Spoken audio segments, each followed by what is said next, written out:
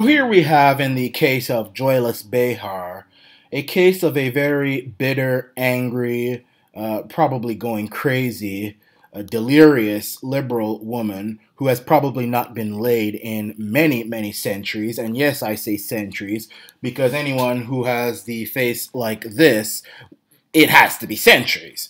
Now, with that being said, what has our friend Joy Behar said this time? Joyless Behar has said that Kim Jong-un and Putin have more sanity than Donald Trump. So let's read a little bit of this article, my friends. This won't take very long. ABC News star Joy Behar caused an uproar on The View Thursday when she said President Trump is more hostile than North Korean dictator Kim Jong-un or Russian President Putin. We have gotten to a point in the world now where we have to rely on the sanity of Kim Jong-un and Putin over the President of the United States. So let's look at the facts here, because it's clear Joyless Behar hasn't done that. North Korea is a country where the people are extremely impoverished, very, very subdued.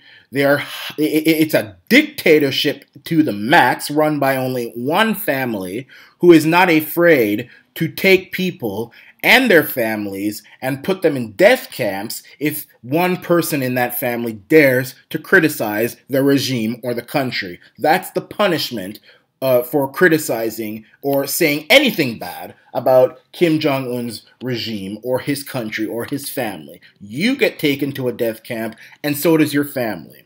If you defect away from North Korea and go somewhere else and try to escape, then your whole family gets taken to a death camp or a concentration camp, slave camp, and that's where they will be for the rest of their life. And that's how they control the population. So in closing, if it was true that ratchety-ass Joyless Behar, with her fangs for teeth, was right about Donald Trump being worse than Kim Jong-un, then on one hand, it would be scary, but on another hand, I would be clapping and cheering in the street, because right now, 5 or 6 big moving vans would be rounding up Joyless Behar, her whole family, all her friends, probably all the women on The View, and the audience, and they would be sent to the nearest concentration camp, being forced to eat rats and cut rocks. That would be the punishment, and sad, Joyless Behar would never be able to find the love she so desperately wants and really needs, because this is getting ridiculous. Maybe Joyless Behar should think before she talks, or is the tingling in the lower half of her body so bad it's starting to affect her brain?